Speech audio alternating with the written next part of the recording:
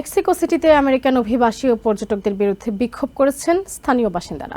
শুক্রবার মেক্সিকো সিটিতে শতাধিক মানুষের একটি শান্তিপূর্ণ মিছিল হঠাৎ সহিংস হয়ে ওঠে। বিক্ষোভকারীরা আমেরিকান পর্যটকদের আগমনে বাড়ি ভাড়া বৃদ্ধি ও স্থানীয়দের উচ্ছেদের প্রতিবাদ জানান। তাদের দাবি, বিদেশিরা আমেরিকান ডলার দিয়ে ভাড়া দেয়ায় বাড়ির মালিকরা বেশি লাভের আশায় স্থানীয়দের বের করে দিচ্ছেন। এর ফলে মেক্সিকোতে জীবনযাপনের খরচ বেড়েছে অনেক। আমেরিকার বাসিন্দাদের জন্য মেক্সিকো এখন বিশ্বের ১ নম্বর গন্তব্য হয়ে উঠলেও সাধারণ মানুষদের জন্য এখানে বসবাস করা এখন যেন এক দুঃস্বপ্ন।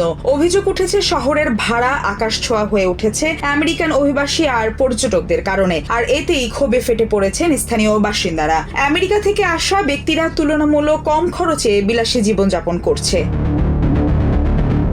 বর্তমানে ১ মিলিয়নেরও বেশি আমেরিকান নাগরিক মেক্সিকোতে বসবাস করছেন, যার বড় একটি অংশের গন্তব্য হয়েছে মেক্সিকো সিটি। তবে এই অভিবাসন ঢেউ শহরের স্থানীয় বাসিন্দাদের জন্য বয়ে এনেছে বিপর্যয়।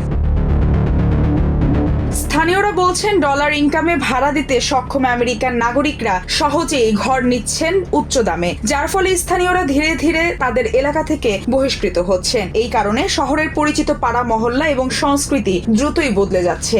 এর জের ধরে মেক্সিকো সিটির জনপ্রিয় পর্যটন এলাকাগুলোতে শুক্রবার শুরু হওয়া এক শান্তিপূর্ণ বিক্ষোভ শেষ পর্যন্ত রূপ নেয় সহিংস সংঘর্ষে। শহরের 2 পর্যটক প্রিয় এলাকায় কয়েকশত মানুষ জেন্ট্রিফিকেশন এবং অতিরিক্ত পর্যটনের বিরুদ্ধে প্রতিবাদের রাস্তায় নামেন। তবে বিকেলের দিকে মুখোশধারী কিছু বিক্ষোভকারী সহিংস আচরণ শুরু করে। বিক্ষোভের সময় দেয়ালে স্প্রে করা হয় গেট আউট অফ মেক্সিকো আর প্ল্যাকার্ডে লেখা হয় গ্রিঙ্গোস স্টপ স্টিলিং আওয়ার হোম। এই বিক্ষোভ মিছিল একটা পর্যায়ে গিয়ে পৌঁছায় মেক্সিকো সিটিতে অবস্থিত আমেরিকান দূতাবাসের সামনে। পরিস্থিতি সামাল দিতে অতিরিক্ত পুলিশ মোতায়েন করা হয়। Maliha Chowdhury, TVN24 news desk.